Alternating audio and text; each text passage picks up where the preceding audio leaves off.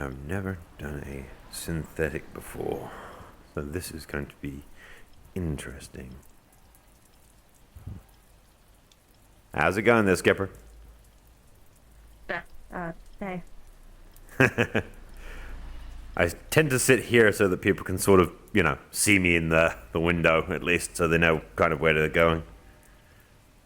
I was a little too angled. I didn't think to look through anyways, I've got. But can I There's take a a lot of other seat? things. Yeah, feel free to sit down. Okay. I mean, I could tell you all of the tricks as to why I sit here specifically, if you'd like. Is it that you're facing the exit, so if somebody comes in, you can throw rocks at them? So if a patient wants to leave, they don't feel that I'm stopping them from doing so because the exit and them has a clear line between them. I'm in the corner, they're not. Yeah. I don't want to feel like I'm trapping my patients. This is a free and open place for you to talk about things, so. That's fair. Like, and now I'm not walking me. Yeah. To be fair, you are the Okay, sorry. first synthetic that I've ever actually tried or offered my services to, so it's a new experience for me as well. Gotcha. Well, hopefully it's not too different. I don't know. I don't know what I'm doing. To be fair, no one truly I went does. to. There. I did a sort of therapy with Canicus. It might have been a full therapy, I don't know. But it was like right after something happened, so it was very obvious as to like what I could talk about and stuff, which was the thing that happened. But I don't know. And what thing that happened was that? Just, out of curiosity. I had been that day sort of forcibly grabbed and repaired against my will, and I was upset, and people kept following me and wouldn't give me space, and I sort of I tweaked a little bit. I don't know, like I was so, and I pulled out one of my grenades and I pointed downwards and they're incendiary, and I told Eli, because he had been following me with Magpie and stuff, like, I back up, and he was like, you're not gonna do it, and I then dropped it at my feet and then Magpie jumped on it. Ah, fair enough. I can see why that would be a bit of a traumatic experience. The main part that my mind snags on there is that you got damaged, yet you had to be forcibly repaired? You didn't want to get yourself repaired naturally, or you didn't want the people that were trying to repair you to repair you? I probably should have gone and gotten repairs, but I was freaked out and I didn't feel good, and I thought I was gonna, I don't know. Hard to remember now. It's been a little bit, but then Pete basically just picked me up over his shoulders and shoved me into the garage, and they shut me down to repair me. Okay, yeah, no, that is not something that should be happening. I don't really understand It's kind of a breach how of synthetics work, but me yeah, as a person. that would essentially be the equivalent of hitting someone over the head with a baseball bat. I very much understand that is not a good thing. Well, the intentions for that were good, but the execution was absolutely fucking shite, to be fair. Yeah. No, that is not how you help someone. See, when it comes to helping people, I'm a fair bit different. I'm going to sit here and just talk to you, let you get whatever it is that is running through your system out into the open. Anything you feel that is causing, well, those glitches that I happen to see you twitching and beeping about. To me, I'm trying to think of you as a person. And to me, that would be something equivalent to, say, Tourette's or a verbal tic. I don't know what those are. So, Tourette's in general is it's a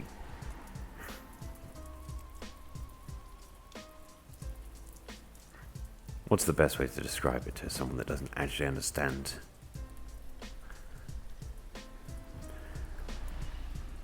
You have a filter, right? When you speak, you filter your thoughts, you filter your processes before something comes out of your mouth, or in your case, before you project sound, correct? You filter out exactly the thought processes that should and should not be said out loud. Tourette's removes that filter. So a thought pops into one's head and one expresses that thought without actually thinking whether or not they should or should not express that thought. It's a tick. So someone could be walking along and see someone and just go, fuck ugly. You know, they would twitch. They were thinking it. They don't realize they're really saying it until the words are already out of their mouth. Okay. Interesting. It's not something they consciously try to do. Although in your case as well, I'm also trying to figure out what would be considered conscious and subconscious. I'm not exactly a synthetic repairman or anything. But as you said, you're sentient. So the equivalency of thought processes is still probably there.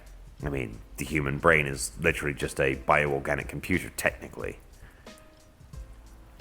Yeah. Funny enough, I was having a talk with a friend about that, where it felt like, I don't know, a lot of times when I have issues or problems, people will point to code problems or physical problems with me. It's kind of like if you went through something stressful and you were acting different because of it. Like, I don't know, your sibling died or something like that, and you started acting weird or anything like that, and then everybody was like, we need to do brain surgery on you. We need to see how you work and fix that, instead of understanding how you felt. And that's, again, where I come in. Because I'm not invasive. I can't do half of my job with you because I'm a psychiatrist, not a psychologist. There is a differentiation. Most people don't understand it. But I'll still try and help as best I can. I may appreciate it. Sometimes I think the physical aspect, I did have one other thing where I tried to get Canicus to help, but they looked at my head and then they went and talked about it, and then they came back and they didn't tell me what they talked about. So I guess that part doesn't make me super comfortable either. People talking about you but not to you, taking away your agency as a actual sentient being. Understandable. Yeah, even unintentionally, it's still, I don't know. Look, I will say, it's hard for me to get myself prepared and stuff. 200 years ago, or help with it. synthetics did not have this level of sophistication, really. You did not think that synthetics would be sentient. You didn't think that synthetics even could be people. And here I am walking around now, figuring out that synthetics have actually evolved. That you may not have rights as people do. Maybe you should. But then again, not every synthetic is sentient.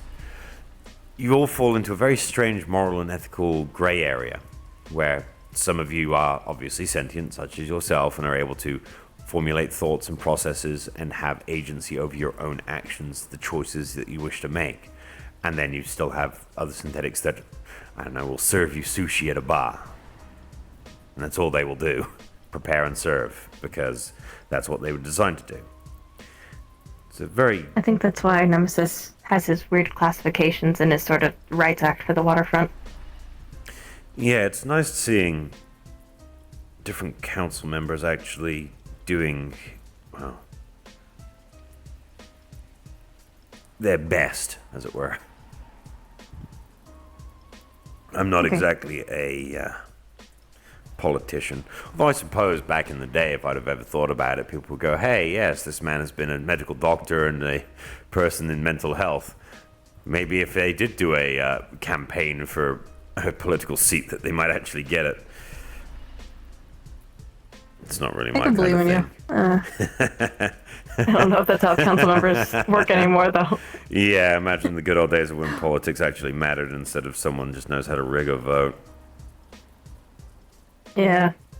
Or someone knows how to hire 200 goons to beat up the other guy. Yeah, look, I've killed too many people to really have anyone be like, yes, no, we can't dig this up. I didn't used to be a nice person. It's okay. The world changes, and so can people. Which is why I think I'm kind of good at my job. If I, of all people, can get better, everyone else can too. I agree.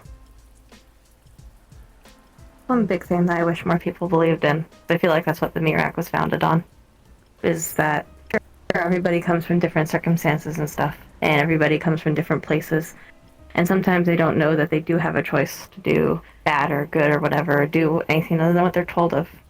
But if you give them the chance and you teach them and stuff like that, they can become wonderful people.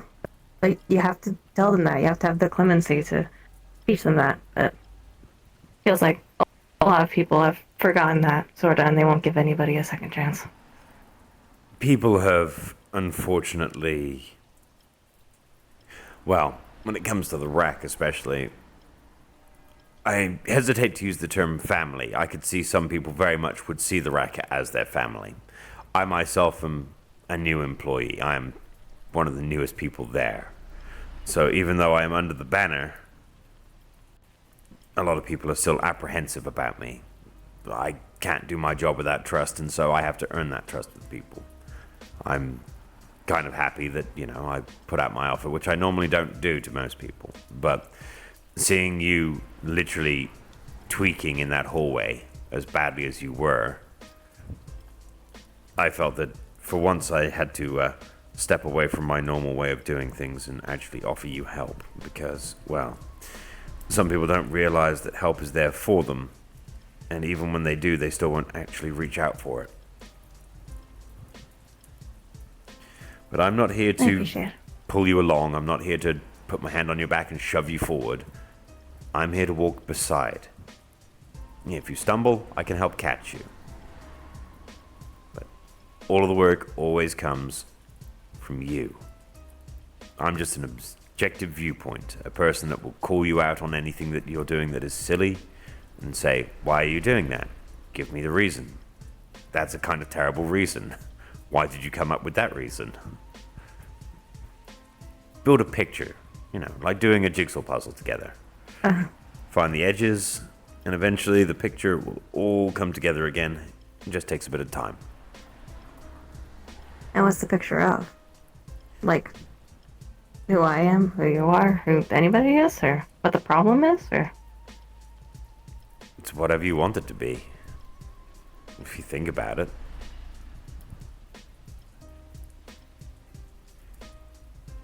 It's not just one jigsaw puzzle.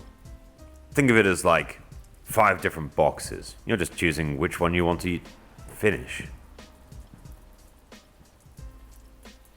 Okay. See, I would personally prod you towards the one that is why you seem to be having those verbal tics and glitches. But again, I'm not here to press you towards things. I'm here to sit here and find out what you feel is most important to you and work on that with you.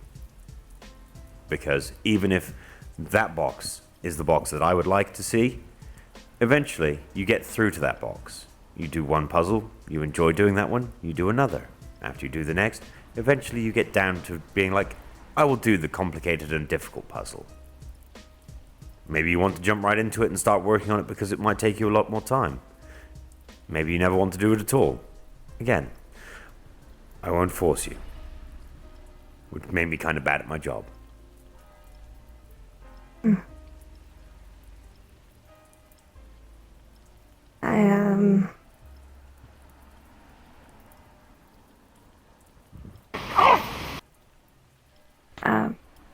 Magpie accidentally shoved me into a wall, and that's when the glitches started.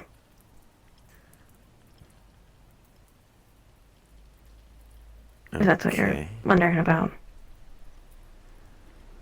Now you see, I'm more disinclined to believe that, because you seem to have a glitch for a moment before saying that. But whether or not that's a verbal tick as to telling him this truth, or a currently active verbal tick, I don't know. I'm here to get to know you, at least, Skipper. I don't know what causes them. Someone once said emotion. Straight away. Because I did it a lot when Flurry made me laugh, and I'm not sure. much at all. That was interesting, wasn't it? Can you recall what happened when Flurry was touching you? I felt really, really, really giddy.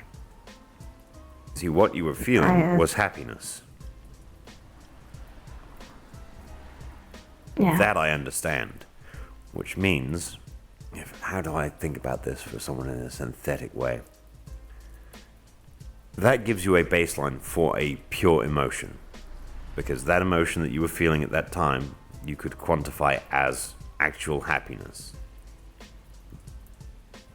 Unadulterated, pure, considering that I've talked to Flurry about what she was going through and that what her magic does.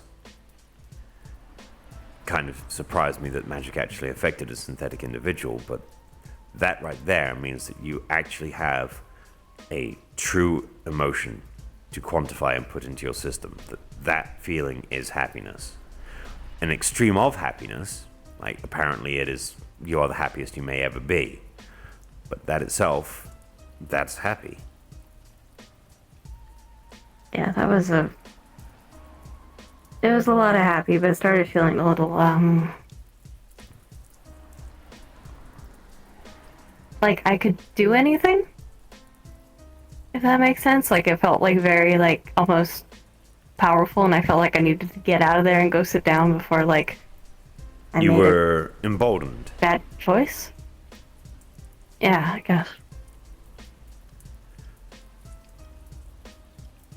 I suppose happiness can do that. If you feel happy, you gain confidence, because confidence and happiness are intrinsically linked. Because you can't feel confident and not feel happy in something. Like, I'm doing the best job I've ever done. You feel happy, self-satisfied. That is the ego. That is your value of your self-worth going up.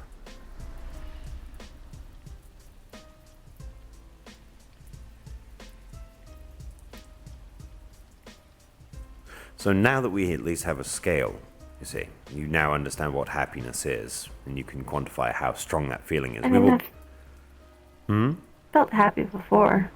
Oh. But, like, it's not the only time I've ever felt happy. So, let's say, what was the other time that you truly felt happy? Like, the last time when you naturally felt happy?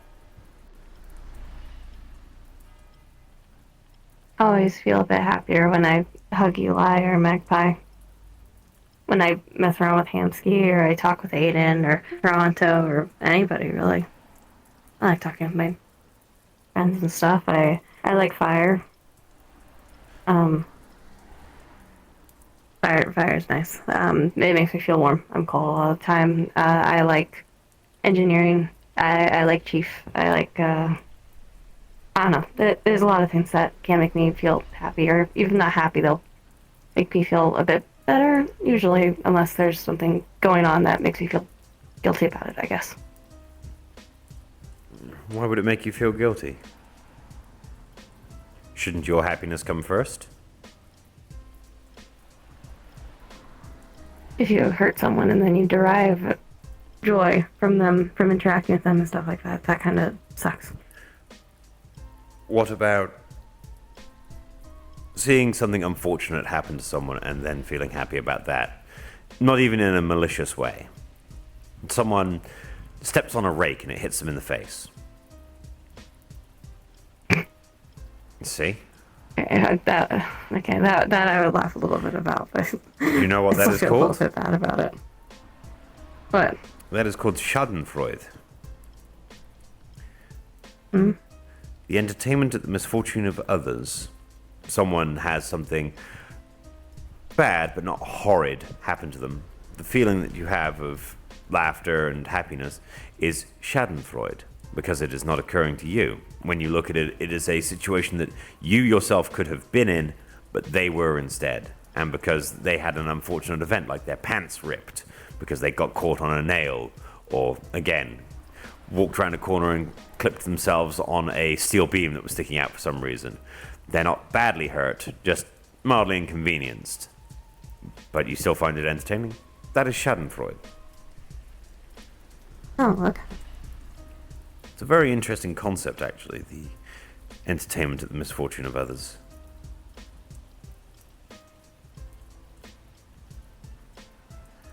It's a very human thing.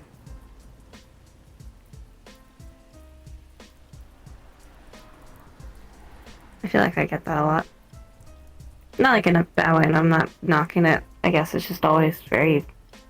I don't know, people are always like, oh, Skipper, you're different. Oh, Skipper, you're very human. Does that worry you that you're human? Interesting. Not necessarily, it's just... Do you feel it takes away from your identity? Surprised by it? Like, yeah, well, if they're saying human, then yeah, that does take a little bit away. Like, okay, yeah, I'm a person, I'm not a human. But yeah, usually it feels like they're trying to say it like, oh, you're so person-like, and it's like, God, I hope so. Pretty sure I'm a I know person. the exact feeling you're going through there, trust me. People look at me and go, you're a human. It's like, no, I'm technically a monster now. But I understand where I stand in things, and that people are unfortunately, well, kind of ignorant when it comes to understanding others. Most people take things at face value instead of actually asking a question.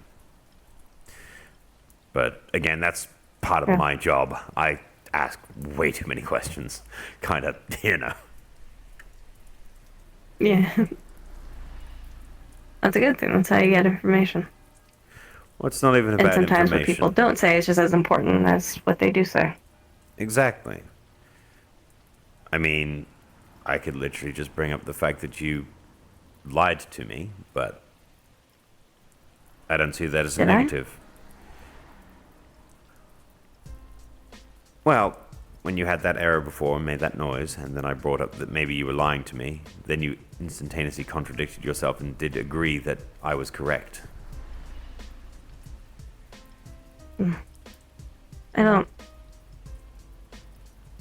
It wasn't a bad lie. I did shove me into a wall. Yes, but that wasn't the cause as to why you're currently going through this. Again, I will get there slowly. I don't want to force you. I'm not going to drag you down there. But I'm building the trust between us so that you can understand that what you say is in confidence here. I'm not going to go around telling your secrets to people because, well, my job requires that trust. And if I breach that trust, I won't ever get to work again. And I kind of like working. It's, part of what keeps me going since I don't sleep. I guess it depends, though. I mean, some people might be like, oh, you breach one person's trust, but you wouldn't breach our trust. I personally would feel that I wouldn't be qualified anymore. It's a standard that I hold myself to as best as I can. There are morals and ethics that are, well, not unbreakable, but should be untenable if you move past them. It's a slippery slope, and it's not one that I would like to go down.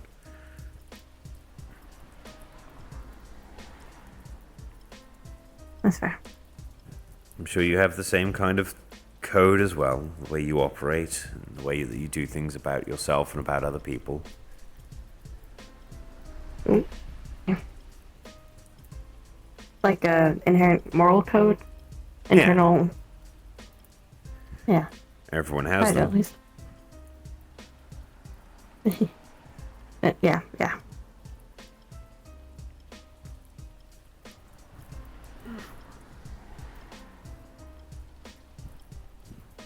Which is good. I have a few questions. Here's going to be a good one. Hope you don't mind me asking. I'll make it brief, okay? We'll go for a scale of 5, from never all the way up to very often. We'll go a rarely, a sometimes, and an often in the middle, okay? Okay. Would never be 0 and then often be 5? Or like a very often be 5? Yeah. You'll understand when I ask the questions in general. So, I will ask them in the, as if, I was you kind of thing. So, I find it very hard to unwind, to relax, or to sit still.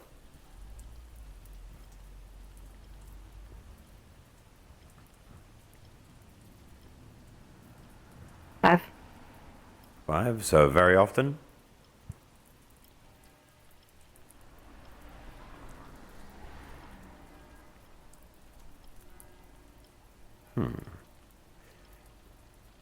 So this question normally would work for a person, but does not work for a synthetic, so the only way that I could probably equate it would be to... You often have your glitches.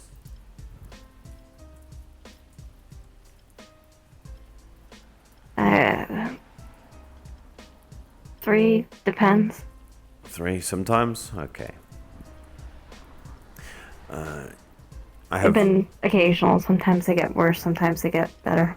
Okay, no, it's fine to have that in a mid-range. I mean, it's understandable that question doesn't really translate too well into someone that's synthetic as opposed to an actual person.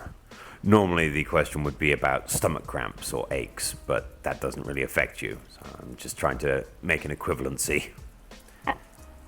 I felt like the equivalent. Like, I'll feel it like when I've experienced strong enough emotion before where I feel it in my stomach area. I don't know why. Would that be the same kind of number as sometimes? That'd be more of a sometimes, yeah. Yeah, that's the middle. That's perfectly fine. I've been irritable and easily become annoyed.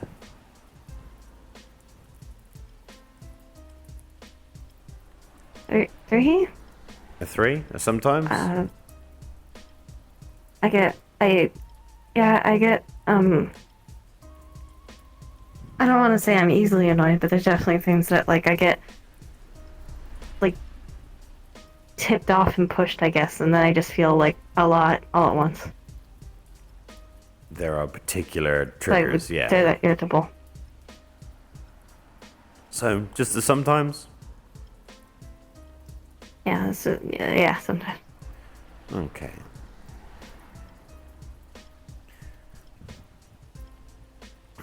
This also doesn't translate very well for a synthetic, but I will ask the question as is, since you said you had the concept before. So, I've experienced shortness of breath.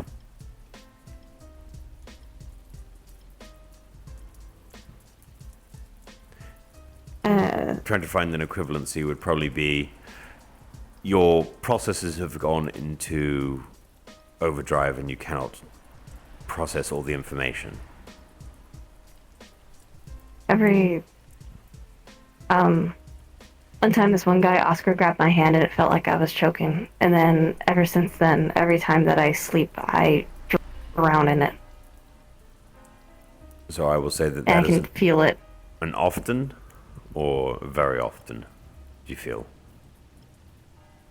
Often. It's gotten a bit better. It used to be that I'd wake up trying to breathe, if that makes sense. And Eli would have to move my hand over my fans so that I could feel the air moving.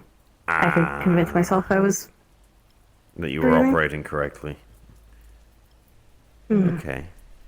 I felt it like it was in my throat. It was... I have felt dizzy or unsteady at times. Like physically, like if a person stood up too fast? Yes. Like, you could just be walking down, thinking whatever thoughts, and suddenly just feel like your equilibrium has gone off for no reason. No stabilizers.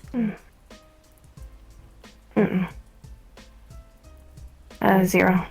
Never? Okay. So you mentioned your sleep. So, have you had any difficulties with your sleep? Including waking it up early or finding it hard to actually go to sleep? I don't know what the equivalency for you truly is, but... Yeah, I sleep every night basically to recharge my battery, and then I burn my battery through the day. For context, I guess. Just and like when a I person. sleep, I dream. Yeah.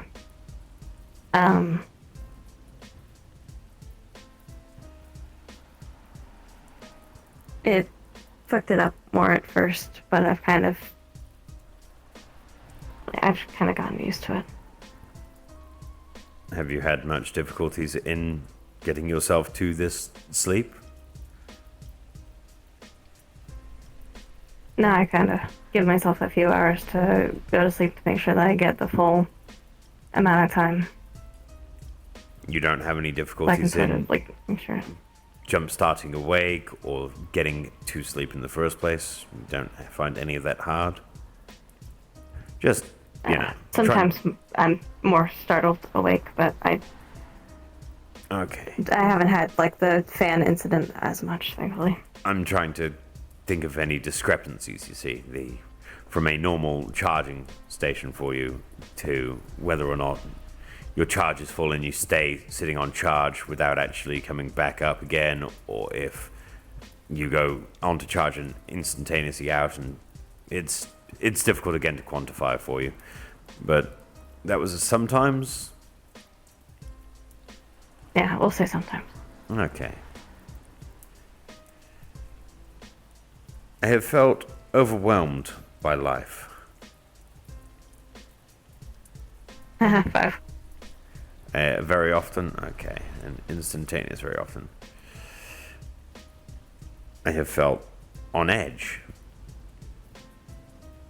5. 5 as well.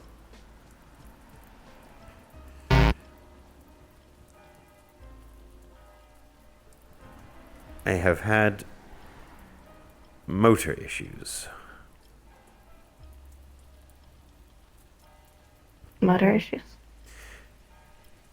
If you were to hold out your hand, would it be difficult for you to keep it steady? Would the arm start shaking? Would the fingers start moving without your natural thought processes going behind them? Sometimes I've been tapping my leg without thinking about it, or my leg's been shaking. I don't know if that's a motor issue or something else. That classifies as a motor issue. Have you... Any other parts of you? Do you twitch your head a lot, or your hands shake? You twitch your leg? Sometimes when I err, my head twitches. Like, So cracks a little bit. So, combining all of these together, how often do you think that occurs? Sometimes? Often? Sometimes. Just sometimes? Okay. And I seem to be constantly worrying about things. 5. A 5? Okay. Honestly, when is something not going on? When is there That's something true. not to worry about? Understandable. There's always something to be worried I feel like about. a lot of the other ones might be arguably more recent, but that one feels like that's just a general life statement. Well, that's a good thing, taking the step back and looking at life in the broad stroke of things. A lot of people so close to life that they hyper-focus on it. You see one detail and you go, I need to look at that. And instead of taking the step back and looking at it all as a big picture and going, that one detail actually shows you so much more in context, noticing the detail versus focusing on the picture. Like, yes, this smudge is wonderful, and I like this smudge. But when you step back, it's like, that smudge was on the apron of the clockmaker because it was oil, and so he's been busy. So you get the context for that person as opposed to just going, that's a really nice smudge. Just as a random generalization. Okay. No, I getcha. There's something worthy to, I guess, climate statements versus weather statements. Fair enough.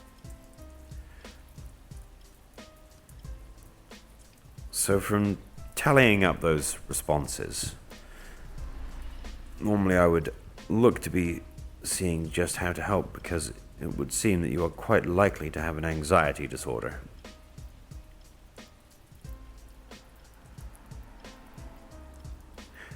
But when it comes to anxiety disorders, that is not a personal thing. It's normally the environment you are in or what is currently going on around you. So obviously this has been building up for some time because you've obviously... And I will tell you, normally I don't, but at least you are in the low range of it for being likely. You just clipped in at what would be considered 27 points out of 40. But anything nearing the range of 30 starts to become a likely to very likely of having an actual anxiety disorder. And that's not a bad thing.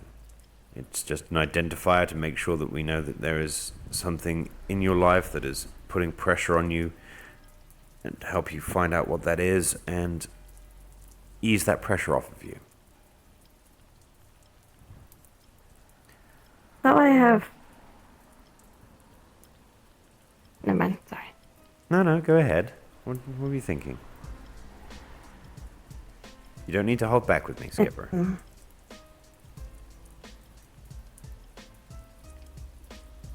Sometimes I will get so upset that I can't think anymore. Sometimes I can stop it if I like yank off my fin or some other body part. Sometimes I'll just run away to get away from people and such, but it just feels like everything is too much. You get overwhelmed and you want to and then I can't withdraw. handle it.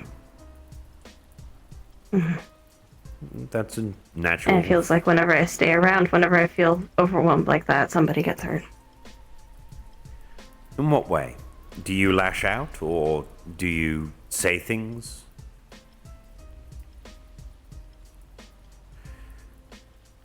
Give me an example, if you don't mind, just so that I have the true context, because what I could see as something vicious could just be harmless. One time, for a lot of my life, I've been worried about if I'm actually me or not.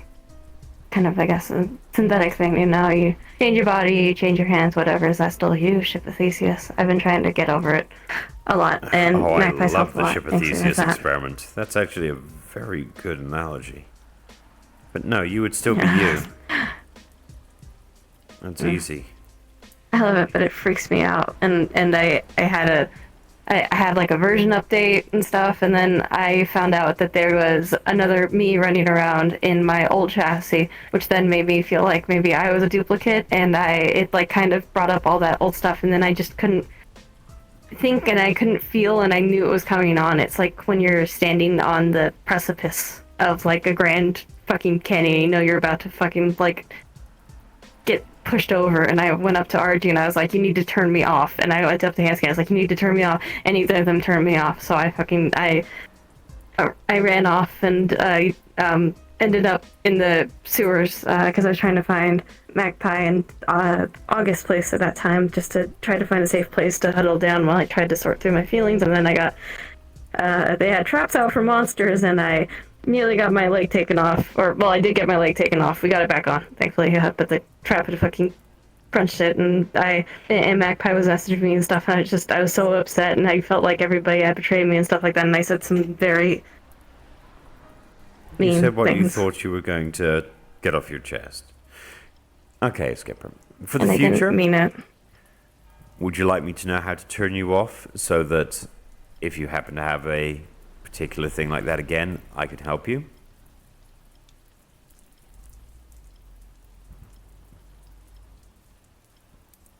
Just in Only case. if you promise to use it for good, not because you're gonna like hurt me or anything. I don't try to hurt people if I can help it. Look, the only time I will ever hurt someone is if they are coming at me with a intent to do me harm. Well, not even all the time. I mean, there was literally that thing at the warehouse the other day where I stabbed myself with someone else's knife whilst it was still in their hand. Why? Because they thought that making a generalized threat by pulling out the knife and being like, I have a knife. And so when you walk over to them and power move by taking their knife and putting it into you yourself and then going, and they kind of lose the will to go, yes, the threat of pain and violence is actually a usable thing against you. It's a little bit of a mean psychological trick, but people learn. They're trying to put power and control over you, and you took it back. Exactly. I can get that. See? This is why getting people onto the same page, having an open discourse about things is good.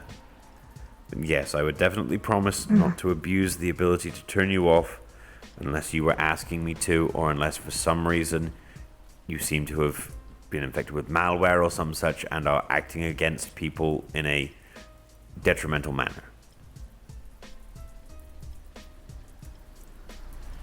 How are you going to determine if it's malware if I'm just mad? If you are physically trying to assault and hurt someone to the point where you might be killing them, I think that kind of classifies as switching you off and getting you away from the situation so that people don't try and dismantle you by accident. I'm a peacekeeper if I can help it. It's best to turn you off and let the situation calm than to have you stay on, potentially get worked up, continue to try and assault a person, continue to have other people try to assault you, and it's the spiderweb of society. You hurt one person, suddenly that branches off all the way down because suddenly, like, oh, you hurt our friend, well, we're going to hurt you. And suddenly your friends go, well, you hurt our friend. And it becomes a whole thing.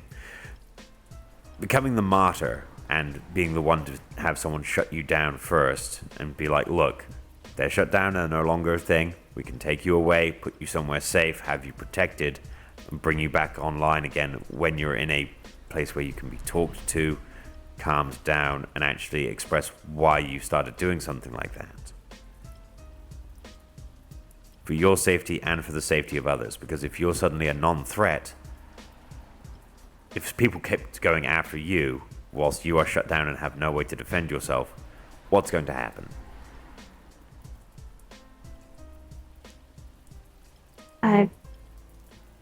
I'll tell you, but only... Please only use it if I come and ask. Yes. And it can't be like a discourse where it's like we talk back and forth about it for a while, because it pushes me more towards the edge, I guess. And then I need to go. If you run over and be like, I need to be shut down, I won't ask questions. I will just shut you down. Okay. I'm not going to take a patient and throw their wishes out the window. That's not how I do things. I understood what the others were trying to do at that time and stuff. It's just, I think that's what I needed, was just that moment. Time to cool off and get distance.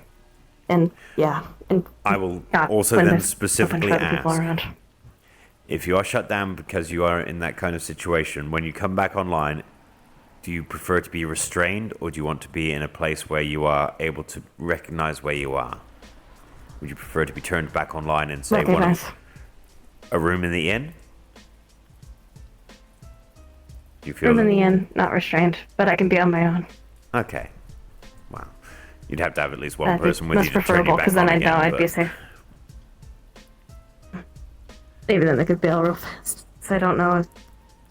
I've never been... Well, I had the one shut down when I was upset and then woke back up, and that was freaky, and I shoved at people and stuff. But that was because the last thing I remember was trying to hit people with my scythe to get them to put me down. So that would be my only concern. But if I'm already, like, if not doing anything yet and I get turned back on, then... Fair enough. It should be fine. It needs to be recognizable, though. I've had some bad experiences, as has probably everybody else with waking up in random places. You know, I'm rather glad that I've kind of brought you in to talk about this kind of stuff. The fact that you're open about this and willing to talk about it, way more than most people want to. And that is a good thing. I'm doing my best. Oh, I can see that. It's very nice that someone is actually agreeable, understanding, and trying their best to get help. You didn't have to come, after all. Yeah, that's a nice offer. Look, when I see people in distress, I want to help in any way that I can. I may not be a great person But then again, what do I even classify as a person at all? Well, just because you're not a human doesn't mean you're not a person. See? There, right there is the kindred spirit we both share. Yeah. The way to shut me down is I have an up and down button on my chest underneath my armor, but you can snake your hand in there or you can unclip it. If you hit them both at the same time and push down, it'll shut me down. Okay. If you just hit one or the other, it just adjusts my height. Or what, like, my default sort of Oh, height position okay. is. Just see you crumple down by accident, like, nope. And that was above them. That was one of them. Fair enough.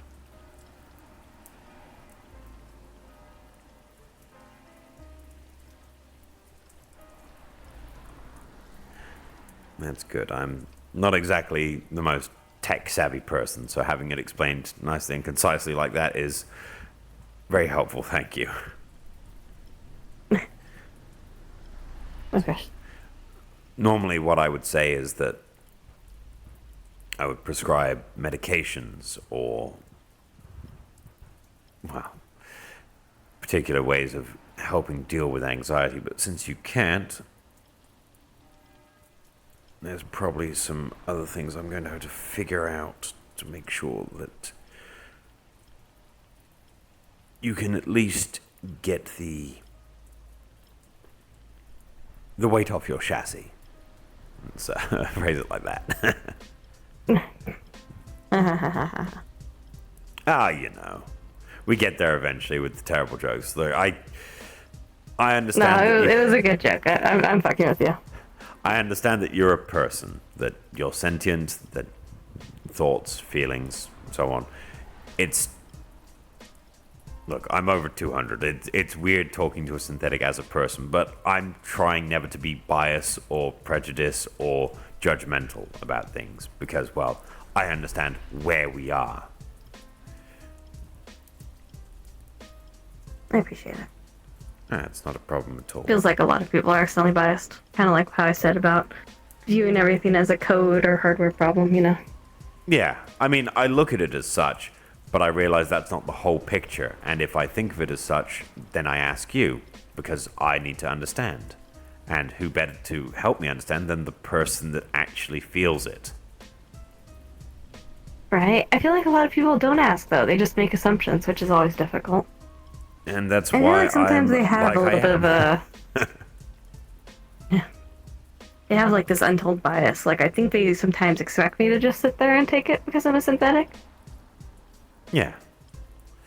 I would assume Like, it's so. taking me a bit to learn, especially with the in and stuff, to, I guess, stand my ground. 'Cause people try to walk over us at the end. At least used to try to do a lot more. Yeah, no, the Zephyrin in me literally has had me standing staring at things that I really should not have, saying, go on, do it. Whether or not that was me just being a stubborn bastard, or whether or not that was me trying to psych them out, sometimes in the heat of the moment, even I don't know. But what I do know is, never let them punk you like a bitch, because if you get punked like a bitch, they're gonna treat you like a bitch. Fair. I think that's a hard lesson to learn, because you want to be nice and stuff, especially when it's Oh, yeah. all your sort of Look, family, friends, whatever you want to call the meat rack. I'm all for being a nice guy, but if I have to, I still carry. Understandable. Yeah. Look, the medical code of ethics saying do no harm is specifically for patients. I'm not trying to cause harm, grief, or damage. I'm trying my best in every way that I can to abate and fix that. But, I mean, if I've got to make a patient... That's one way to get money. Yeah, until they're off that floor and on a gurney, they ain't a patient. Fair enough. It's perspective. It's always about perspective. A lot of people get very locked into how they see things because people want to focus in the way they do. My job is literally to be a third-party observer, to be outside of that and go, but did you look at it from this direction? And how about that angle? Because people go, what do you mean? And then they look at it and go, that problem that I thought was huge and looming, that took up the entirety of my entire space, you turn your head to the side and realize it's paper thin. Well, what if it is still big, though? Oh, it's still big, but it's a lot easier to tackle something when you realize that once you can get through it, there's not a lot of through to be getting. What if you don't see it get through? Well, that's when you go around, because if you can turn and find the edge of it to at least see where the problem is in thickness, it means you also can see where the edge of the problem is. Getting around a problem and then doubling back around it again to come at it once you're ready. Say, a giant thick sheet of paper, okay? You're trying to get through it and you're just using your hands and you can't do it. You just can't get a grip. It's really smooth. It's that wax paper, the kind that just squeaks. You can't get through it. What do? You go around that problem for now. You deal with other problems that you can deal with. And eventually, when you come back around to the wax paper again, you've got a box cutter. And just step through. You don't always have the tools to fix every problem when you first encounter them. Remembering that problem is there, so when you do have the tools, that's what's important. You don't have to solve every problem. You can come back to them. They might be big, they might be looming. Depends. They might take up the entirety of your mind. But you can still work through that. What if... Play devil's advocate. Come on. Let's see. Come on. I'm not trying to devil's advocate, sorry. I'm just trying to, I guess... I want you to, metaphor Skipper. my situation. Come on. What do you I got? don't want to advocate for no devils. If you're in a situation where you didn't know you were doing it, but you have placed yourself in front of a train. Your actions have put yourself in front of that train. Should you, and you feel like maybe you deserve to be hit by that train. You're the one that put yourself in front of it. You have caused this, even unintentionally so. But you could instead sidestep and try to take a smaller train. Or maybe try to dodge it altogether. What do?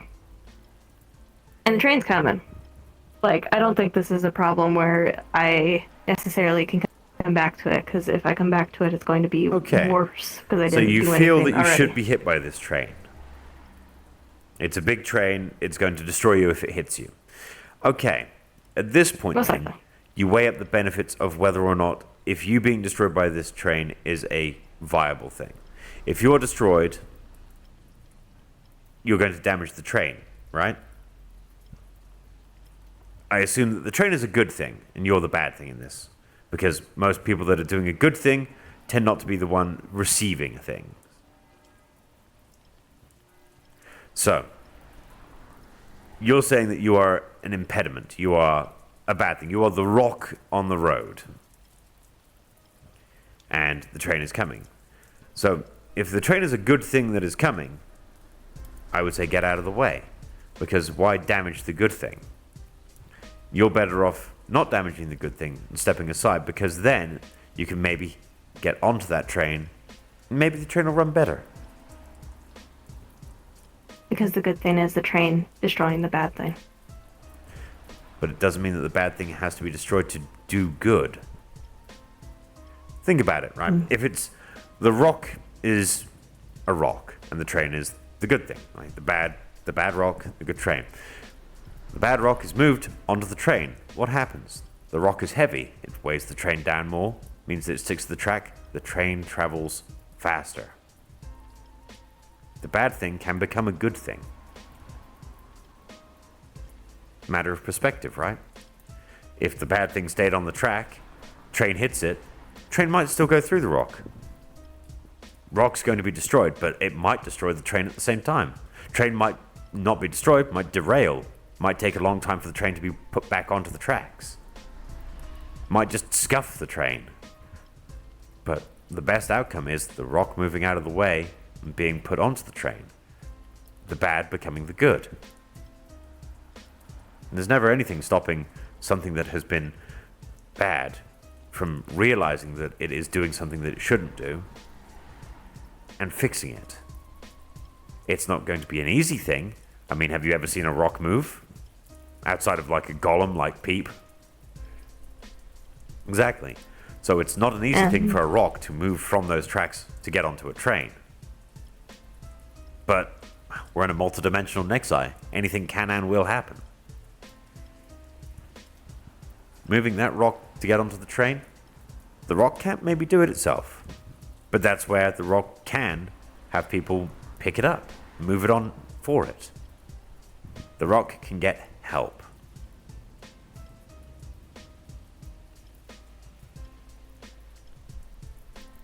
If the analogy makes sense. No, I think it makes sense. It's not getting out of the way. I mean, sure, the rock could be picked up and moved out of the way. It could just be sat on the side and just watch the train go past on its merry way, and the train carries on as it would. But would it be better then if the rock was put onto the train, if the rock being on the train makes the train better? The rock was going to cause damage, but suddenly the rock is then causing good. Should the rock not want to cause good because good is the overall viewpoint of things? The betterment of something else at the cost of oneself almost? The rock could have just been broken down. But the rock's in the way of the tracks because it already did something bad. So the harm rock has already been caused. Then it makes even more sense. So the rock has fallen onto the tracks and has damaged the tracks. The rock has done something bad. The rock is still on the tracks. The rock should still be moved from the tracks onto the train, because if the train is going, the damage to the track might be abated by the extra weight that the rock gives to allow the train to pass over that little scratch. Damage has been done. Damage can be fixed. But getting past that damage in the first place is the more important thing. The train keeps moving. It goes past that damage. It gets over it. Eventually, when the whole train has passed that and is happily going down the track without any worries, the rock can get off the train again. It can go back to that damage and it can find a way to fix it. Probably has to ask the people to help it again, because rock hasn't got any hands. This psionic rock. It can talk into the minds of others, but it can't do anything for itself. It needs help. It might not have been fully its fault that it fell and caused the damage in the first place, but it did. Say the rock asked something to throw it off of a cliff, and that's how it caused it in the first place, right?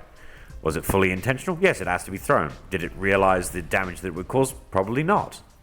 Why? Because the rock doesn't know where it's going to land. It asked for something, it did something. Does it really matter what happened as the after effects? Yes, because people care about that. The train is now going to go, yes, there is damage here. What can we do? Well, we can only keep going forward. But then you come back to the analogy where if the rock is still on the tracks and the damage to the track is there as well, and the train hits the rock, it's going to cause more damage, isn't it? Even more than just the rock on its own was there.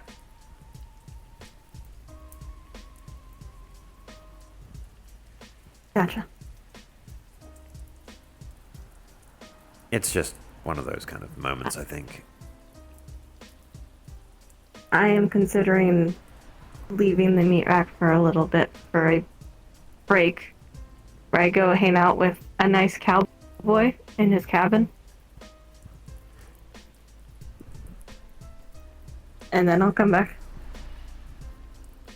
And why is that? To dodge the train. But then, if you dodge the train, how are you going to get onto it? And get Difficult back on part later at a is- different stop. See, I don't think that's where it This works, train is metaphor it? sucks, I never realize. Oh, no. Now, if we're replacing the rock with you, Okay? You now have autonomy. The rock didn't have autonomy. The rock was psionic. It could talk, but it couldn't do anything for itself. Now, if we're replacing the rock with you, then keeping the train analogy. So, you stepped onto the tracks. You scuffed the tracks. There was damage there. You're still a heavy individual. If you get onto the train, you can help the train pass over the damage to the tracks. The train doesn't damage you, run you over. You don't cause any more damage to the train. There is secondary damage with the track. But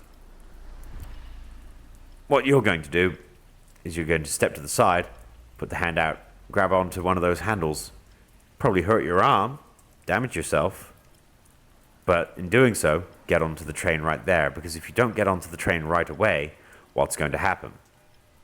All the passengers are then going to look at you and go, oh, well, they caused that damage, because they're going to feel that go over. All the passengers on the train will go, that was a very large chunk taken out of that track. And we know exactly who caused that, right? Especially if you step to the side of the train and suddenly everyone can see you standing there. So what's better? You hurt yourself a little bit to grab onto that handle, swing yourself onto the train, add that extra weight, and help the train go over the damage without damaging the train by just standing there and putting yourself as the main thing to be destroyed in the first place? Or stepping aside, letting everyone see that and realizing that, well, we're not going to let you back on the train.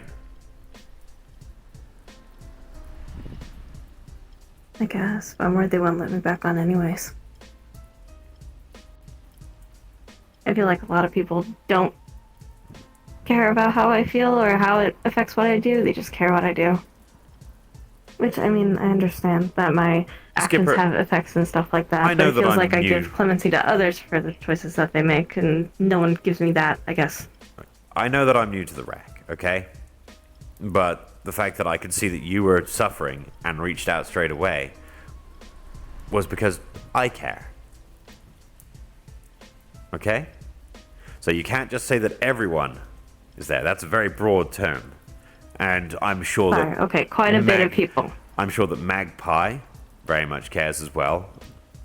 But again, I'm new. I don't know everyone's social circles. I can see there's divisions within the rack itself. I understand very, very clearly that a lot of people are upset with security. You look at security. A lot of people go, they swing their dicks around constantly. Why? Because they're security. You have to do what they say because they're enforcing the rules. They're supposed to keep out of businesses, though, to be fair. Yeah, that's one thing that I've tried to help with, because they used to kind of walk over us a lot. Yeah, and they keep actively doing things with businesses, don't they? They don't stay in their lane. Supposed to work with the business, not trump the business, I guess, is the intent. Yeah. But honestly, I don't ask security a lot to get into the middle of things unless it's like specific people, and I'll ask for specific people because otherwise 10 people come over, you know. If you ask security, can you come do this, then nobody comes over, or 10 people come over. It happens. Look, I realize that the socio-political climate within the rack itself is a very complex beast. I don't understand all the context, as I say. All I can do is look at each person and realize that everyone has their problems. And all I can do is offer to help with those. I mean, I'm sitting here letting you play out a train analogy with me when you've obviously got something very specific on your mind that you don't want to bring up. But I'm playing along. Why? Because I care for the fact that you feel that whatever you might say might be damning, especially considering how far that analogy went. But I'm here as a doctor. I'm not going to judge you for something you may or may not have done. I may not have the context of whatever it is you might have done. If you have done something, sure, that's happened. What can be done about it? I don't know what it is. I do, but I'm not going to tell you. I'm trying to help you. I can't do anything. Well, sure you can.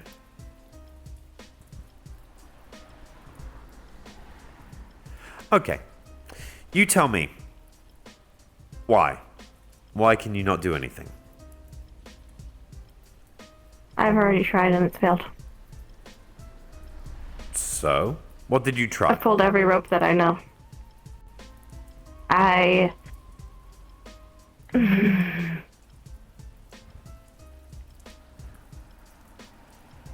Because now we're getting somewhere. I tried talking with someone that helped cause it to a request for it to be fixed, and they said no. So, you've caused a problem by talking to someone and asking someone to do something, and that has resulted in a negative. Then, when you have shown remorse and gone back to that same person to ask them to take back what they have done, and they have denied it, how is that your fault? I understand that your original point was that you have caused a problem, yes, but you have then taken the steps to try and rectify that. Now, obviously, it's a bit different in the fact that because you've tried to rectify this, but have not been able to do so because the only tether you have to that problem is the person you originally asked to cause that problem, right? And herein At least I lies think the they're the only rub. one that could. You can't talk to anyone else about this problem because you think it will cause a bigger problem. But if you talk to other people because you think it will cause a bigger problem, at least it presents yourself as trying to fix the problem in the first place, as opposed to sitting on the sidelines watching. Showing intent is the main thing. If you're showing your intent to people that, yes, I caused the problem, yes, it might have been an egregious problem, but if you own up to it, yes, you'll be vilified, but also it gives you the chance to earn that back. You can get the trust of people that you've lost the trust of from causing this back again. It won't be easy, but what will running away do? You run away from this problem, and that's just going to simmer. It's going to fester. Everyone's going to point the finger and say... And then I don't die.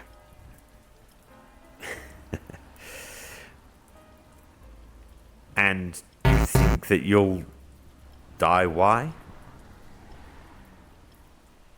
People have threatened it. I've heard them. Chen said himself that he's going to fucking mind microwave somebody 5 times over, and a bunch of other people are like, we're gonna shoot, we're gonna kill. And I know the original person's probably not gonna be happy either, and they're gonna shoot and kill. So a lot of these options, I feel like, even if I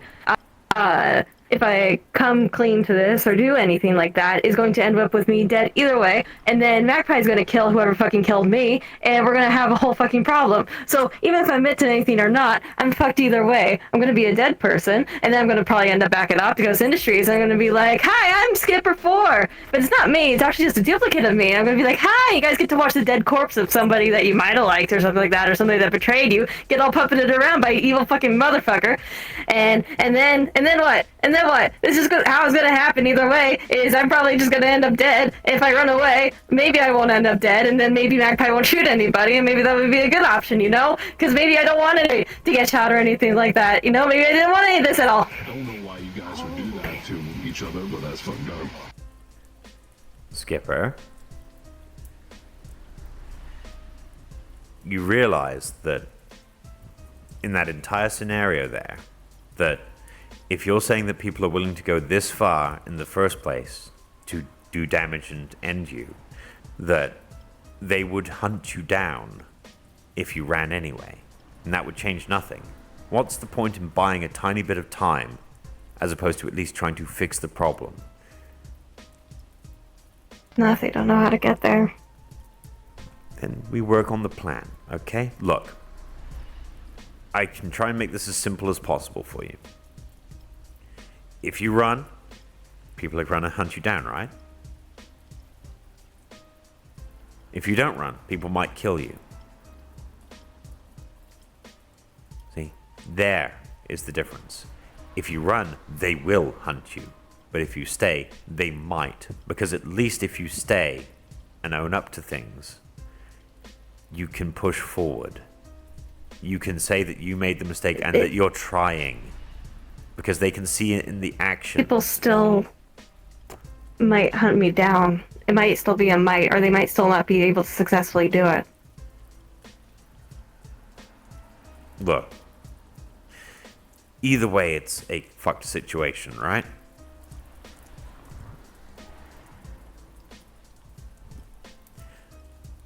Yeah. So, you've put yourself in a bad place.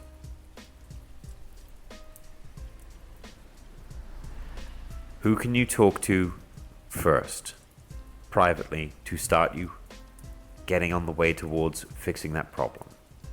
Because obviously the person that you've talked to in the first place that caused this problem,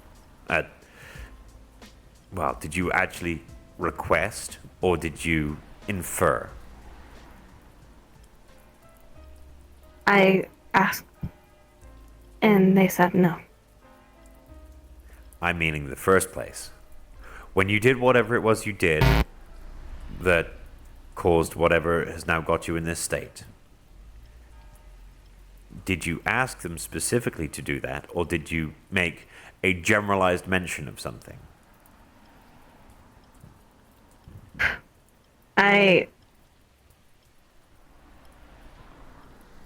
There's a big differentiation between whether or not you said, oh man, I would very much like this to happen kind of thing, or I want this to happen.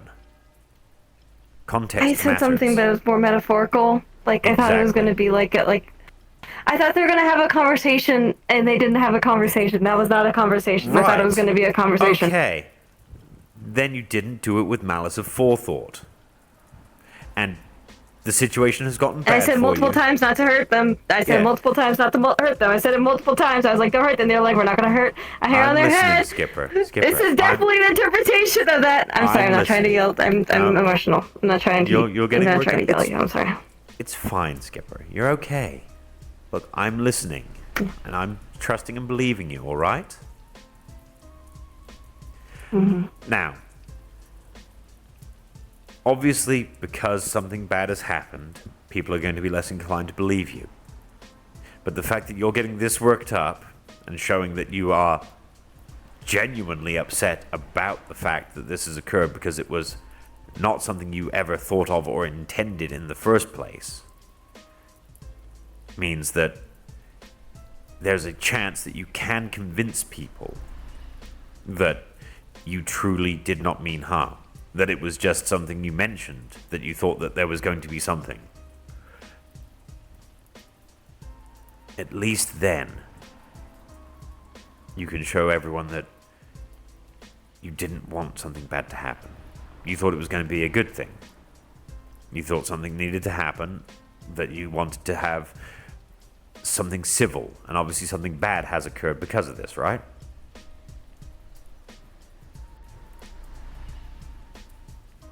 You're going to have to own up to it. It's going to be hard. It's going to be difficult. Especially convincing people that you have done something that has caused something bad. And the fault is yours. But, there's the but, you were doing it out of a place where you thought that it would do good for everyone. You were only trying to help. And you didn't understand what you were doing. You mistook where you were going with things. Right? Aiden worded it like the devil contract when I was in a moment of weakness. Exactly. Look, it's going to be hard. I'm not going to gloss over that. I'm going to keep repeating it because you have to understand how hard it's going to be for you to push through this. But you're going to need to talk to people. So who are the people that you think best to talk to in the first place that will understand where you're coming from? Not just your friends, not just the people that will pat you on the back and be like, they're sorry. The people that will actually matter. No, it's really been like that. Except for, like, said nice cowboy. So just the nice And cowboy? Eli. Nice cowboy and Eli. I was the only one that's been sort of patting on the back. Nice about it. Which I know that I did something wrong, but it's also nice that some people understand I didn't mean this. Yeah. Look, That's the hard thing, is that I never expected anything of this magnitude to occur. I don't know, I that's why I just sit expected here. to talk. Because people need to So it's talk. hard to sort of, I guess, sit, known up, and take whatever hate I get for it when I felt like I didn't do much and it fucking exploded in my face. It's That's like a the chemical thing. reaction. Like Yeah. I applied a little bit of heat or pressure and then it fucking blew up. You lit the And now match. I have to sit here, And you didn't like- expect it to touch the fuse. And I have to sit here and accept that the bomb blew up and everybody's hurt. And I have to take on all of their upset for that, even though that was never what I thought would occur. Exactly. Look, even if you jumped on the bomb, even if you tried to shove the chemical reaction inside yourself to stop it, that's not going to achieve anything either, is it?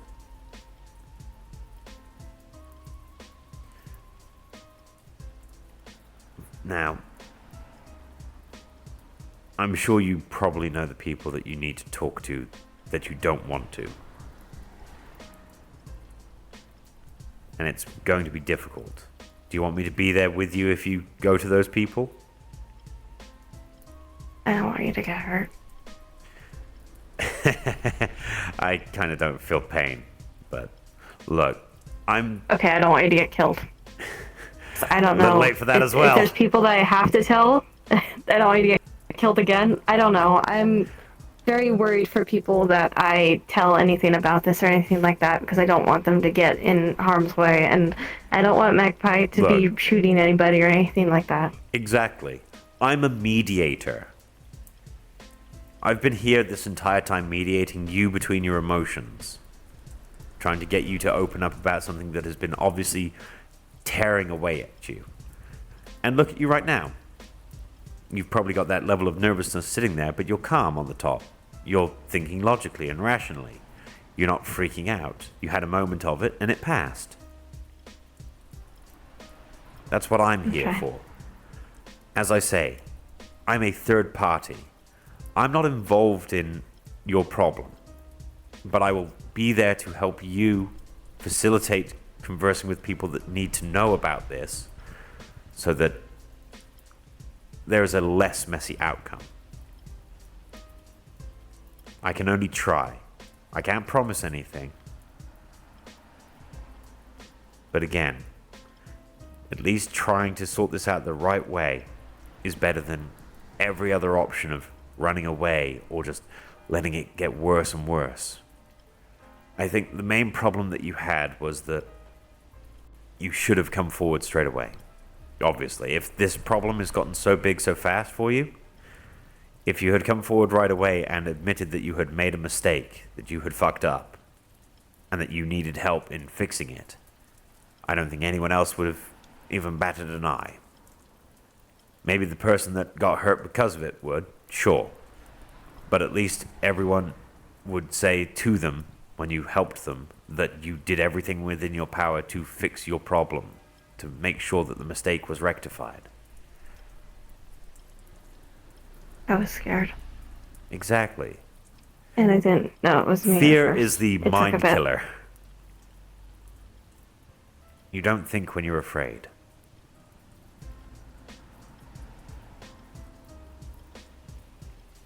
But don't worry. I'll let you think on it, ruminate, come up with a list, come up with a basic plan, okay?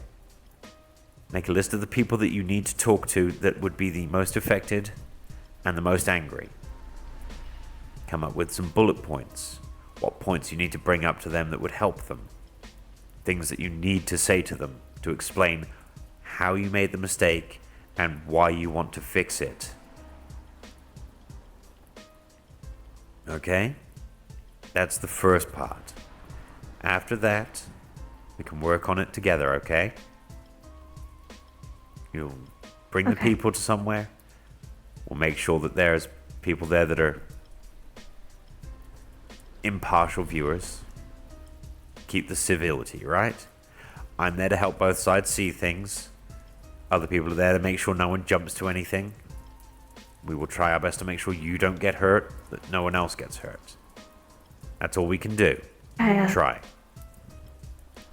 might do better if it's just you and I and one person and we do it one-on-one repeatedly. Are you sure?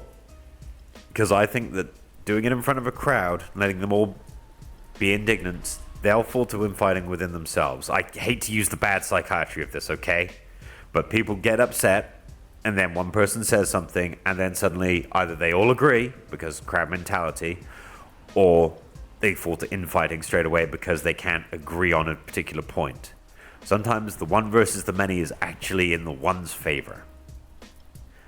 But you're also right in that if you want to make sure a personal apology is felt and that it is heartfelt, one-on-one with people is also a good thing.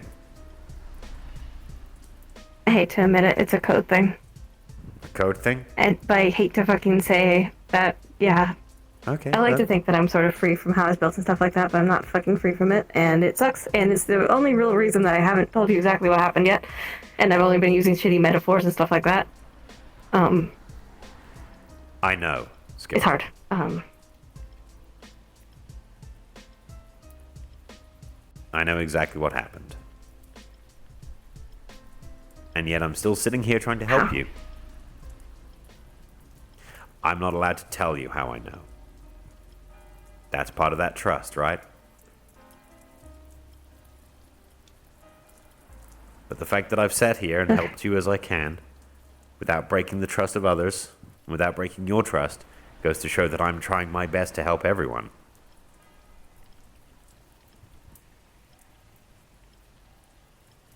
Because I realize that if this comes out in the wrong way, the rack is going to tear itself apart. Not just you. It's going to fracture. It's already starting. But it wasn't just you. I could already see the strain that some people were under when the rack was just hiring me, when I was walking around before I was hired. This could be a focal point, and so fixing this now can bring everyone together again.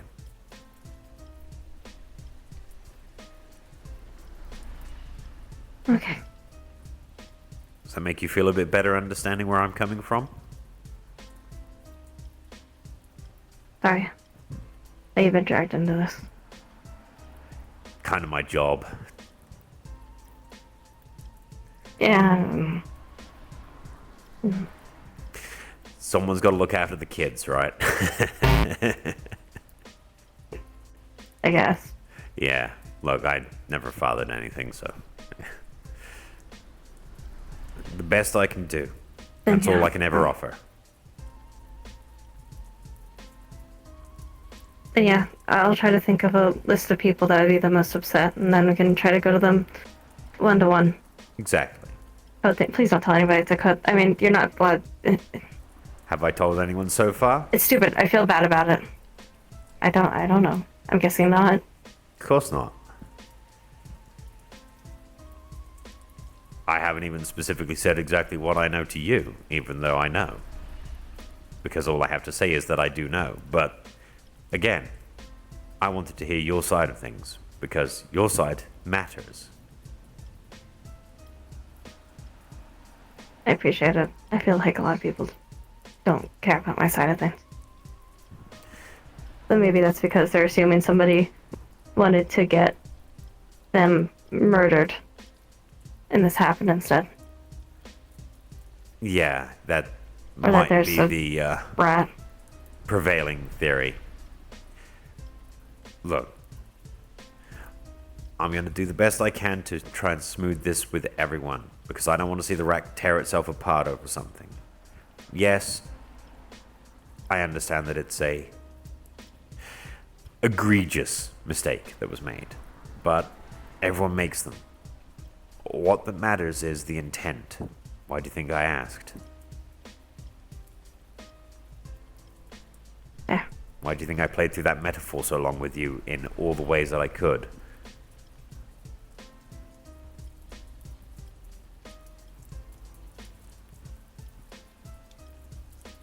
Gotcha. I appreciate it. And then after go apologize to everybody? Can I go hang out with the cowboy? I mean, I never said you shouldn't hang out with the cowboy anyway. I'm just saying if you just run off, yeah, they're going to probably find you, and then your worst fears do come true, and no one wants that. There. Can I apologize and then can I run off with it? Not run off. I don't think I you feel get to like- run off until it's Like, I woke up. fixed.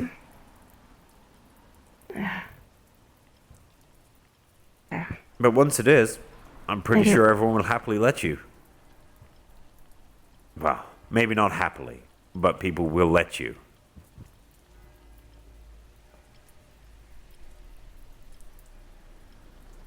I'm worried about Flurry and Chen. Yeah, Flurry is. Yeah, I'll try my best to help Flurry. She's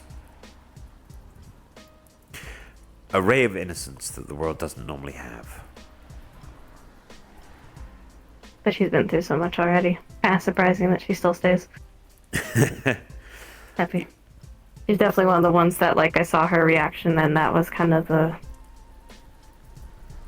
sort of helped tick the oh shit odometer into high drive. That moment, she was the Not NOS. that it wasn't already on. Yeah. Okay. Well, I'm not going to hold you up then because you've got a lot of thinking to do, right? Yeah. Thanks for talking. Yeah, it's not all about talking.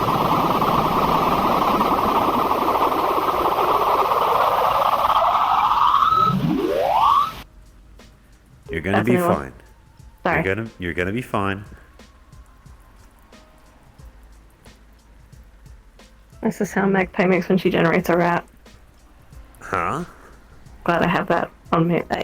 It's a joke. She doesn't actually generate rats. Ah, fair enough. Look. Yeah. You're gonna be okay.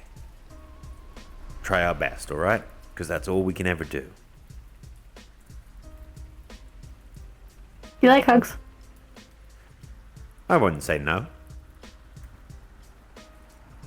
Come on, bring it in. I am. Thanks. Look. I'm just here to help people make plans, alright?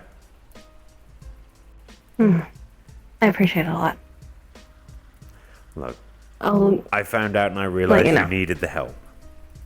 That's why I did the one thing I normally don't do and tell someone to actually come to a session instead of letting them come to me. This kind of seemed a bit important. I appreciate it. It's not easy. Especially with experiences I've had to sort of, I guess, make that choice for myself entirely. Nothing ever is. But But it's nice. all we can do, right? I'll see you out, okay? Come on. Alright. Alright.